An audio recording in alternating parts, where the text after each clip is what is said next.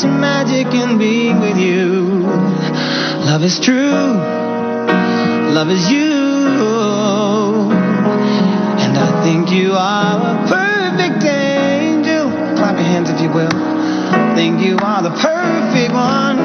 Oh, I think you are the perfect angel.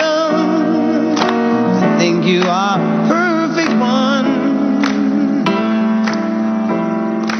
'Cause loving you. First, we're going to have Daphne come up. She is a graduate of the studentship program. So we're very proud of Daphne. And she's also an officer as well. Good morning, Galighticus. My name is Daphne Reed. I started this journey 3 years ago in August 2016. And how it began is I asked Archangel Michael for a teacher in the flesh. Not a teacher who had passed on and left the body, but a teacher in the flesh that I could talk to and learn from. And maybe about a week and a half later, I was on the internet paying a bill. And you know how when you're on the internet, you see flashing on the right side of the screen? And usually it's annoying, but I saw Sri Master. I didn't know that was him at the time, so I clicked on it. And he was doing a presentation for a network on the YouTube. And maybe about 2 or 3 minutes in that presentation, he began talking about Archangel Michael. And I knew that was the answer. And then so I called the office to get a consultation, and the rest is history, as they say. And I began to come to the seminars and watch all of the YouTube presentations for Galighticus, and it's been a journey, an exciting journey, a challenging journey, and a fantastic journey. Challenging because you really, really have to work the information that you learn and challenge yourself and go within. And that sometimes you don't want to do that. Sometimes you want to stick to what's easy. But when you have to really go in and peel the onion away down to layer for layer, you have to say, okay, this is about me, and I have to address that. And the more you dig, the more you meditate, the more you learn, then you get challenged to those things that you may not always want to face. The exciting part, though, is when you make those connections. So the recordings, the dreams I've been having have been so vivid, and what Sri Master provided with the deepest love, even when he pushes you with the deepest love, is his explanation about the ancestors. When I talk about my ancestors, it is a moving feeling. And when he first explained it, and I knew of ancestor altars, I knew of them, met people along the way in my journey who explained them, but no one has explained the in-depth and the reason as Sri Master has explained. And after creating my altar and interfacing with my altar, so many synchronicities begin to happen. It's like you say, it's a miracle. You get whispers of information, you get protection that's been unheard of. You get knowledge driving down the street, which way to turn. You have recordings that just tell you so much. In one of my recordings, I actually met my great-great-great-grandmother. And I knew it was her, not because she said, oh, I'm Annie Word, because that's my maternal family's name. And I was in Bangkok when Sri Master took his Eastern journey. And I actually was there, and I saw him afar in the lobby with a host of people around him, and he was explaining different events. But my attention was taken elsewhere, and then my great-great-great-grandmother showed up there. And I looked at her. She had on a white dress with green leaves, and she had dark circles up under her eyes. And she had a glow, but it wasn't a total glow, so I knew it was more work to be done. And I looked at her and I said, "You're Annie Word, aren't you?" And she just smiled. She didn't talk at all. She just smiled. And then my sister showed up. she was so giddy in this recording and said, I told you to tell me everywhere you go and what you're doing now because you do so many interesting things. And our great-great-great-grandmother shushed her and began to talk at the front desk in the native tongue of that land. And she looked back at me and she said, yes, and then she was gone. So that was, and I had just a few days before at my altar when I was interfacing, asked them to let me know how they were. That was one recording. The other recording I had, I was in a business meeting. Ancestors were also in this business meeting. And they had crock pots of food. They were dancing, and say to the right, it was ancestors just laughing and talking with one another. And people who know me know I'm pretty anal when it comes to a business meeting. I'm looking at them going, why are you all here? I have a business meeting to run. And they just looked at me as if, she don't know, you know. And right in the back of the room, one of my ancestors was pushing a shopping cart, right? Doing a Michael Jackson dance with 2 large, huge bottles of Bacardi rum, right? A clear bottle and a golden bottle. And I knew then they wanted some rum on the altar. I knew then, I said, okay, they're letting me know they want some rum on the altar. And then, before that recording ended, they said, you wanted to know how we're doing. This is how we're doing. This is how we're doing.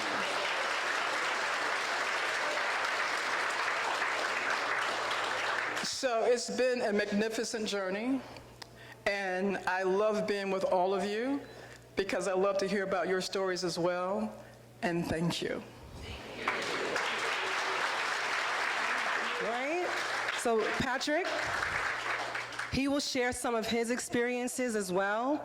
And again, let him be an inspiration. When people talk about distance, like, oh, I can't travel from Boston to New York or something like that. Oh, I live in Florida. I can't make it to the seminar.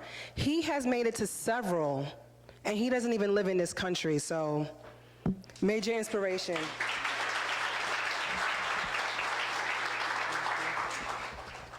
Yeah, hello people. Can you hear me? Can you understand me? That's good. First of all, I want to say, give my love to Shri Master Gano Grills, my inspiration, my guru, my master. And I want to say to all you wonderful, beautiful people out there, thank you for coming. Get your pens out and get that paper ready. Yeah? So, let me start off. First of all, I was in a rough patch. And I just said, forget everything, forget ancestors, forget this, forget that. And I just went mad. And then I bought this book called Children of Blood and Bone. I don't know if you read it. And after I bought that book, it's about the Orishas. Something just clicked, boom, turned me on. I started to chant to all my ancestors and stuff like that. And then a lady called Chanel Brown walked into my shop a week later after I was going crazy about this book. I don't know if you know Chanel Brown, but she's also a student. And she shares the same birthday as me as well, which is funny. So she said to me, she comes to me and she goes, I do Kundalini Reiki. So I said, yeah, whatever. She goes, yeah, I do Kundalini Reiki. I said, show me your power. If you do Kundalini Reiki, show me your power. Come on, show me. She goes, I'm gonna do one better. She gave me a link to Shri Master Gano Girls on YouTube. I said, okay, I'll watch this link. Watch the link, watch the little short video or Shri Master. And then I went to sleep. And guess who I saw? I had a recording that was sit on my knees in a meditation position. And Shri Master walked in front of me, stood up. I couldn't see myself, but I knew it was me. He stood up in front of me and he just went like this. He sent energy into each of my chakras and lit me right up. Then he went, and he walked off. So I'm very skeptical. I woke up and I went like this. It's just a dream. I watched the video. It happens. Yeah? So Shri Master must have said, yeah? Okay then. The next day I went to sleep, I had a recording. And I'm gonna be very quick on this recording. I was going through this initiation, walking through doors, people stopping me and saying, "Are you Mr. Patrick Phipps?" I said, "Yeah." Go to that door, there's no door, then something, whoop, door opens, walk through that door, I end up in a little room. I see two young English white men sitting at a table, drinking tea, playing chess. There's another white man standing on my right-hand side, and there's a bed. And he goes, "Can you lie on your stomach, please?" I said,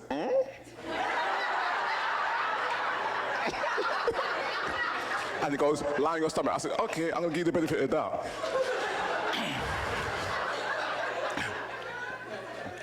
So I lay on my stomach, and he pulls out his metal rod. I said, And he took this metal rod and he said, "Keep very still."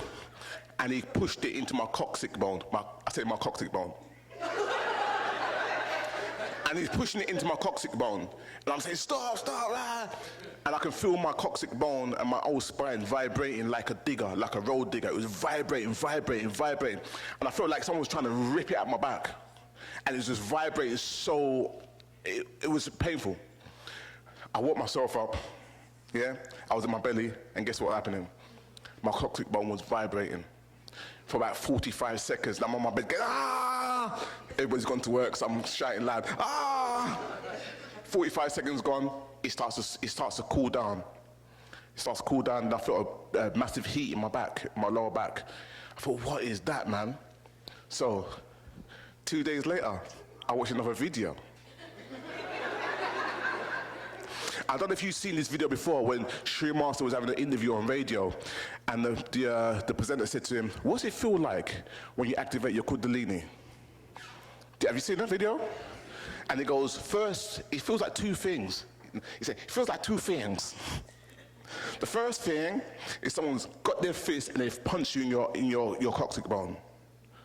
I said, And he goes, "The second thing, it feels like someone's got a hot metal rod and they've pushed it into your coccyx bone and it vibrates so furiously and it really hurt." And I said, "Chanel, book me that ticket, yeah, to that Kundalini thing, yeah, and I'm staying another day for the Secrets of Power."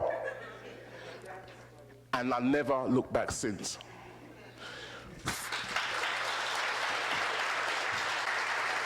Real quickly, when I got into this, I woke up one day and I started wrapping crystals. Boom, just like that, from nowhere. I said, "I need to come here today, wrap more crystals."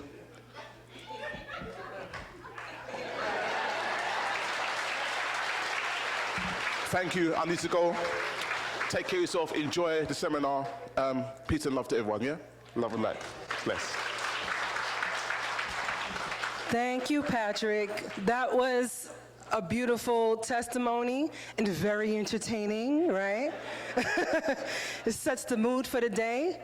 So now, of course, the man of the hour, right? The one we've all been waiting for, okay? Sri Master Gano Grills.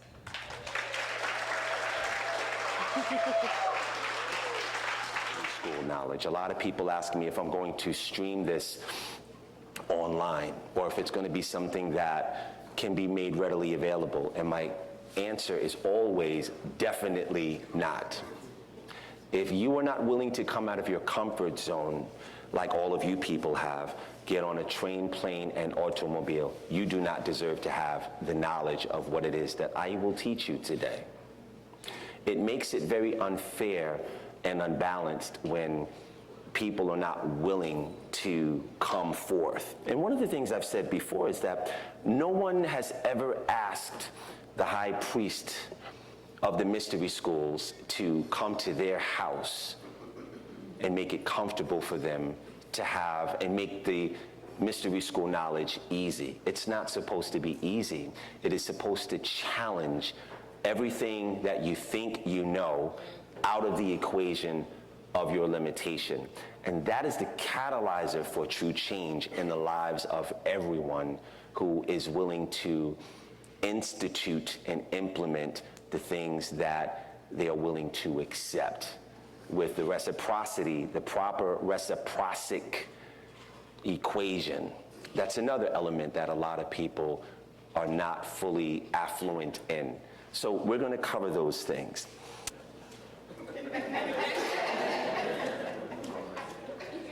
Okay. Yes, ma'am, right here. We're going to get you the mic. And then we're going to get to you, David. David, you know, David has a chock full of questions. Right here in the front? Is there a chorus in the front somewhere? Yeah, bring the mic over.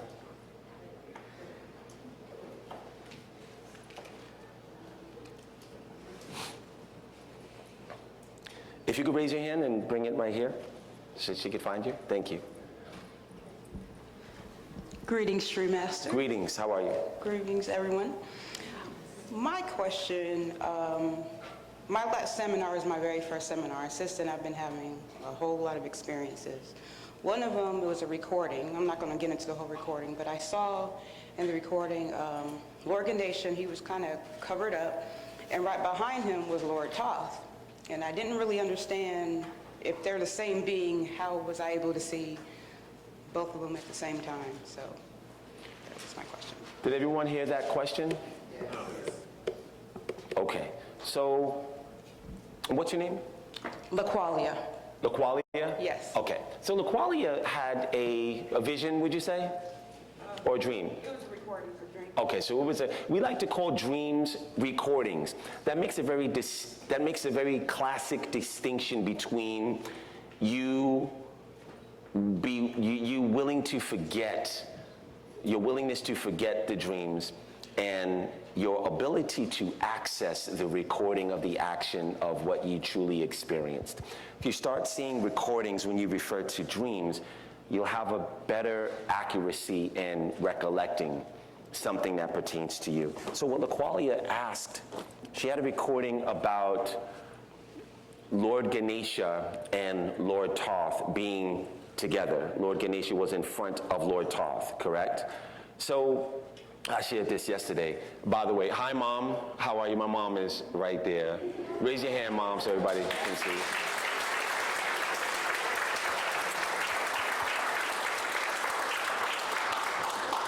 So, and my mom can validate, I'm going to be pointing to you a lot today, Mom, so. My mom can validate, when I was young, a lot of people teased me about my ears. They said, your ears are big, you have huge ears. And I had an epiphany yesterday, and I said, I never thought my ears were big. But yet and still, there were some people that actually saw my elephant ears when I was a kid. And it bothered me. And Lord Ganesha is another aspect of the god Lord Thoth. And the beak, the trunk, the exaggeration of some of their parts. And a lot of people don't. How many people don't understand how Lord Ganesha can be Lord Thoth? Raise your hand. Raise your hand high so I can see you. Don't be ashamed. Okay, so let's put that to bed today. One of the things that when I was a kid, I went into, at a very early age, the field of being an actor. There was energy in me that needed to express the multiplicity of my nature. So if you apply that metaphor to the gods, certain gods, there are certain actors that you see in one movie and that is it. You won't see them anymore. And then there are other actors that you see that are in lots of movies. They play the lead in a lot of movies. Denzel Washington would be a great example of of how you could apply that axiom.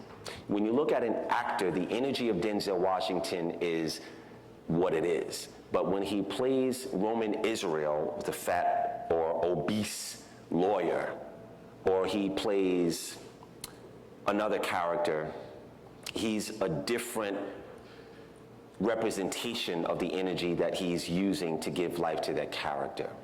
So this also is an ability that gods have. There are certain gods, not a lot of them, that are citizens on different pantheons, and they are the same energy. So Lord Thoth, there are certain incarnations that I've not disclosed about Lord Thoth, but the ones that I do feel comfortable and have talked about is Lord Ganesha, and Lord Thoth specifically is because it's something that has been proven not through my own head, but through your heads. You guys have actually seen it with your own inner eye, and that validates everything, along with all of the other things that you've learned that I've pulled from their intelligence. Does that make sense? Do you guys now get it and now understand it? So you had a question, LaQualia, about in your deeper consciousness about how it's possible that the two are the same. And they simply illustrated it to you. Lord Ganesha came to you, and then he allowed himself to separate and show you another aspect of himself.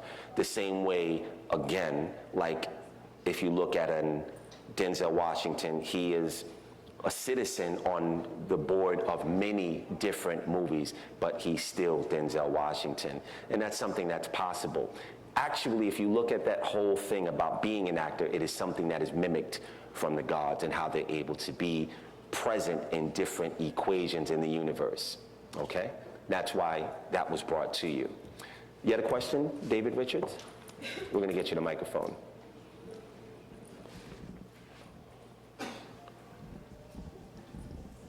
Good morning, Srimasa Gano girls. Good morning, sir. Galighticus family. The first question I have for today is, how can we have them come visit us? Okay, this is pretty simple, and that's a great question. Your ancestors are inside of you. They make up the biology of your body. They make up the DNA code strands that coalesce as the presentation of David Richards. So they're always aware of everything that you do. There's an aspect of your ancestors also that are in the underworld, the human afterlife. Some of them are in the divine world. Some of them are in the duat, and some of them are in hellacious states of purgatory. They've placed themselves there for refinement. How you access them is through the action of your polish in your evolution. When you evolve, you're doing a service to your ancestors. When you devolve, you are also devolving your ancestors, and that comes with lots of repercussions. So we're going to go through some of the rituals and some of the things that will help that connection to appreciate more. Okay? Does that answer your question? Yeah. Okay. I'll answer one more question over here. Bigger than both of us, we're each other's history.